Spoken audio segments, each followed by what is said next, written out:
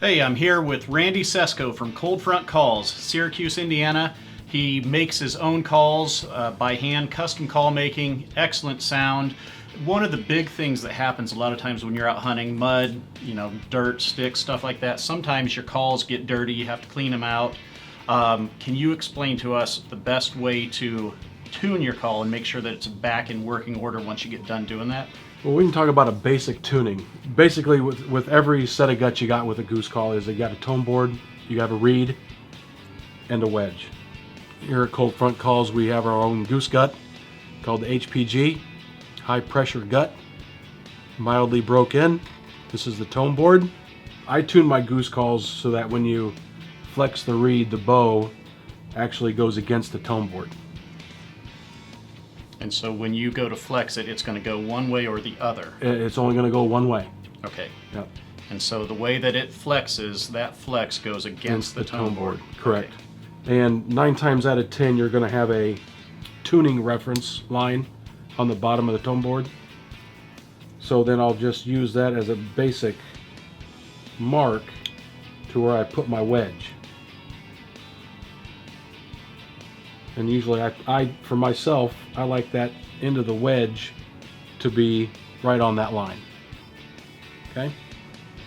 So after you get that kind of semi-assembled, loosely put the guts in the call, and then make sure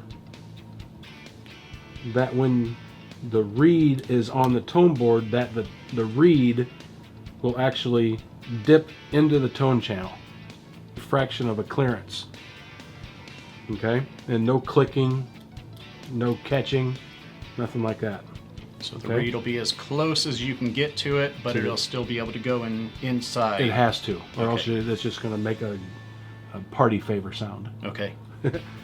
But then you got that as close as the reed to the end of the tone channel as you can, and then you just hold the reed and the tone board in your thumb and your forefinger with your thumb pressed up against the wedge, and snugly insert the guts into the call.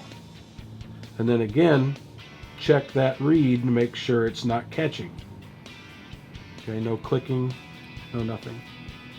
Okay? Okay.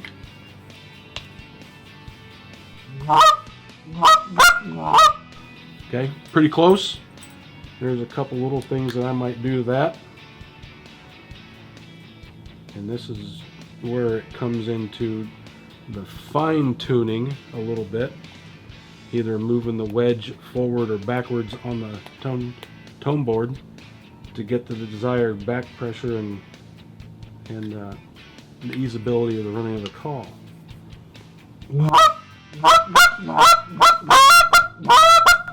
It's pretty good.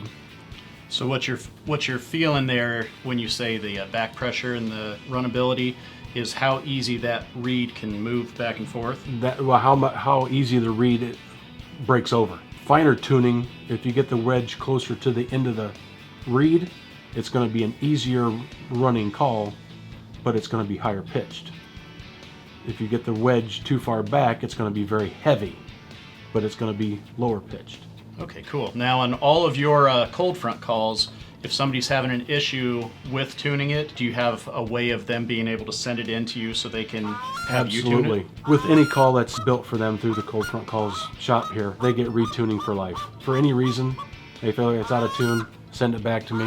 I'll retune it. I'll send it back. Cool. All right, so there you have it. Randy from Cold Front Calls. Just some of the basics on how to tune a goose call if you have to take it apart. So thank you. We appreciate it, and hopefully that helps you guys.